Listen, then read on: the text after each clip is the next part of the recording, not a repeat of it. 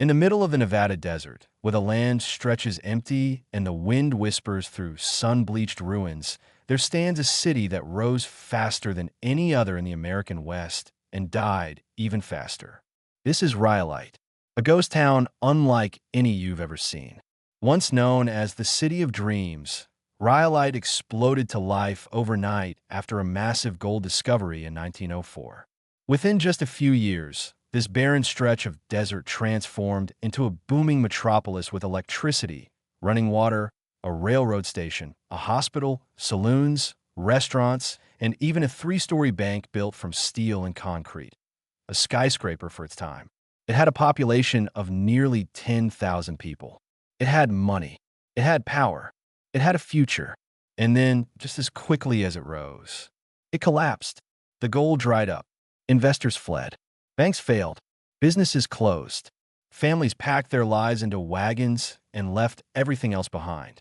By 1916, barely a decade after it began, Rhyolite was a ghost town.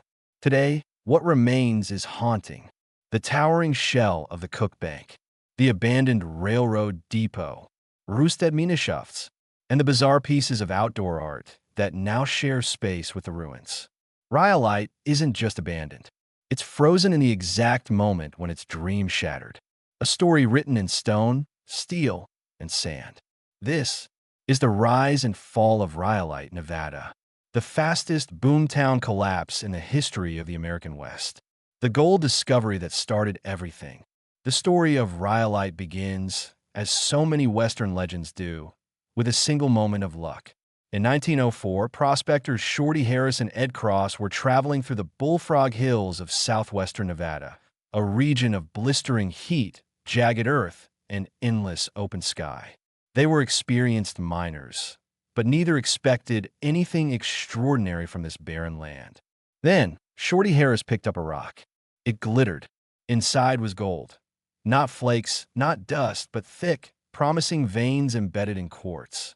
The kind of ore that could change a man's life instantly.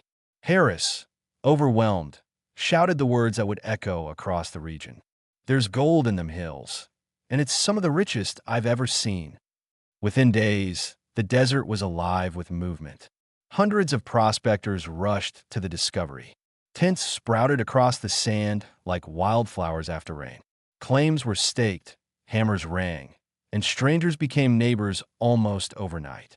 But something unusual happened here. This wasn't just another mining camp. The discovery was too big.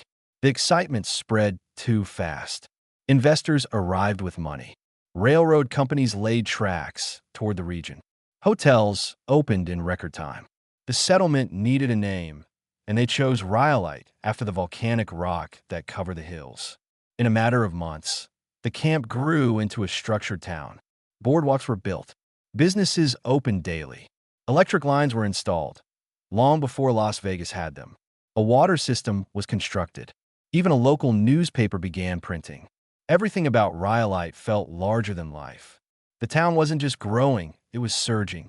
People said the gold here would last for generations, that the town would become the next Denver, the next San Francisco, a place where a miner could strike it rich in the morning and celebrate with champagne by sundown.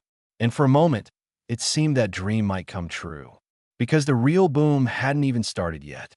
Boomtown glory, when Rhyolite became the jewel of the desert. By 1906, Rhyolite was no longer just a mining camp. It had become a phenomenon. Gold poured out of the hills in quantities that stunned even seasoned prospectors. Investors from San Francisco, Los Angeles, and New York scrambled to buy stakes in the booming district. Railroad tracks extended like arteries toward the desert, carrying people, equipment, and money into the heart of Rhyolite. In less than 2 years, the town exploded to nearly 10,000 residents, an astonishing number for a settlement so far from everything else. And this wasn't a rough-and-tumble frontier village. Rhyolite had electric lights, water and sewer systems, a pipeline from a nearby spring, 2 railroads directly into town, a hospital, a school with 250 students, a stock exchange, dozens of saloons and shops, an opera house, and the tallest building for hundreds of miles. That building was the Cook Bank, a massive three-story structure made of steel, brick, and concrete. Marble floors, electric lights, indoor plumbing, imported glass windows. It became the symbol of the town's pride, a testament to the belief that Rhyolite would grow into a permanent city. There was also the overcrowded railroad depot, the red light district, and the luxurious hotels where wealthy investors stayed. At night, electric lamps lit the streets, casting a glow across the desert that travelers could see from miles away. In a region where most towns relied on lanterns and candles, Rhyolite felt like a beacon, a promise of the future. Money flowed freely, dreams were big, and life moved at a thrilling pace. Miners gambled their wages. Families built permanent homes. Businessmen constructed stone buildings instead of wood, confident the town would last forever. For a brief, brilliant moment, Rhyolite stood at the center of the Western imagination, a desert metropolis rising from nothing but dust and ambition. But the brighter a Boomtown shines, the faster its shadow grows.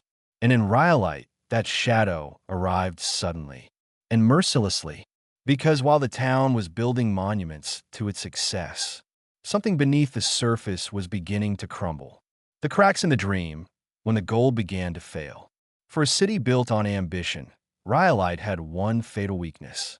Its future depended entirely on the gold beneath its feet. And beneath the excitement, the crowds, and the rising skyline, the mines were already revealing a troubling truth. The ore wasn't as rich as investors had hoped, not as deep, not as reliable, not enough to support a real city, only enough to spark a frenzy. But in those early years, no one wanted to believe it. Speculators bought stock in mining companies that barely existed. Promoters exaggerated the richness of the veins. Newspapers printed optimistic forecasts. The banks fueled the illusion with loans and capital. Rhyolite was booming, but the foundation of its boom was shaking. By 1907, the cracks widened. The financial panic of 1907 hit the United States, and suddenly investors stopped gambling on risky mines. Banks tightened their grip. Mining stocks collapsed. The biggest mine in Rhyolite, the one everyone believed in, began producing disappointing yields. Rumors spread that the ore body was shallow, inconsistent. Slowly, confidence drained out of the town. Businesses began closing their doors. Miners demanded higher wages as ore quality declined. Some families quietly packed what they could and slipped away at night. The Cook Bank, once a symbol of power, became a symbol of anxiety. Too large, too expensive, too optimistic for a town whose future was shrinking fast. By 1908, the truth could no longer be ignored. Rhyolite was dying. The town kept building, but the gold wasn't there to support it. The newspapers that once praised Rhyolite now questioned its survival. Mining companies shut down or merged. Electricity became too expensive for residents to afford. The pipelines and railroads that once brought life to the desert now carried people away. It didn't happen slowly. It happened all at once. A boomtown collapsing under the weight of its own expectations. And then came the moment that sealed Rhyolite's fate. The collapse, when the lights went out forever. By 1909, Rhyolite looked like a city still growing. Massive buildings towered over the desert. Railroad tracks gleamed in the sun. Electric poles lined the streets like the veins of a modern metropolis. But inside those buildings, something unsettling was happening. They were emptying. The mines that fed the city were producing less or every month. Mining companies shut down shaft after shaft. Workers were laid off in waves. Investors abandoned their claims and moved on to the next desert rumor of gold. Rhyolite had been built on confidence, and confidence had vanished. Businesses folded one after another. Bars, stores, stables, hotels. The school that once held 250 children saw its last class drop to fewer than 20. The red light district went silent. The train depot, once overcrowded, now saw only a handful of passengers a week, mostly people leaving. Then came the moment that marked the true end.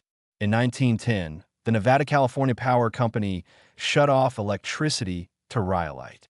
There simply weren't enough paying customers left to justify running the lines. The city that once glowed brighter than Las Vegas went dark. Street lamps flickered out. Homes went cold. The Cook Bank, the largest, most impressive building in southern Nevada, locked its doors forever. The dream was over. By 1911, the mines officially closed. The last major employer was gone.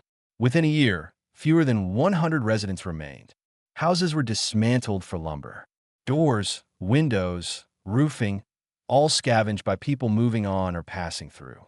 Entire buildings vanished as if swallowed by the desert. And yet, even as Rhyolite crumbled, one thing remained. Its ruins, the towering shell of the Cook Bank, the railroad depot, the schoolhouse foundation, the bottle house built from 30,000 glass bottles, and the silent bones of a city that once believed it would become the next great Western metropolis. By 1916, the post office closed, the final heartbeat of a once-living town. Rhyolite became a ghost. Not slowly, not quietly, but dramatically, a boomtown that died as fast as it was born. And for more than a century, those ruins have stood untouched, facing the wind, the heat, and the endless desert sun. But the story doesn't end with the collapse, because Rhyolite, unlike many ghost towns, found an afterlife of its own. Rhyolite reborn, art, film, and a modern ghost town. When Rhyolite collapsed in the 1910s, most boomtowns of the era would have vanished forever, reclaimed by sand, wind, and silence. But Rhyolite had something the others didn't: ruins that refused to fall. The three-story shell of the Cook Bank stood like a monument to ambition. The railroad depot remained solid, beautifully crafted, impossible to ignore. The bottle house, built from nearly 30,000 glass bottles, survived intact, shimmering under the desert sun. These structures, stark and dramatic, caught the attention of photographers, artists, and eventually filmmakers. By the mid-20th century, Rhyolite began drawing visitors from all over America. Some came for its history. Some came for its eerie beauty. Others came because the ruins felt like a doorway into another world. Hollywood noticed, too. Rhyolite's ghostly landscape appeared in films, commercials, documentaries, and photo projects. Directors loved its unnaturally perfect decay. Buildings half-standing, half-collapsed, frozen in an iconic Western silhouette. But Rhyolite's rebirth didn't stop there. In the 1980s, a group of European artists arrived and created the Goldwell Open Air Museum just outside the town. Their sculptures were surreal, bold, and unforgettable. A ghostly white Last Supper, 13 life-size figures draped like spirits. A massive miner accompanied by a pink penguin, a symbol of whimsy in a harsh landscape. Figures carved from wood and metal, bending and fading into the desert horizon.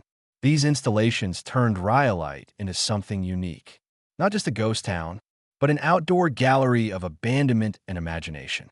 Visitors today walk through two worlds at once: the bones of a vanished city and the strange, haunting sculptures that surround it.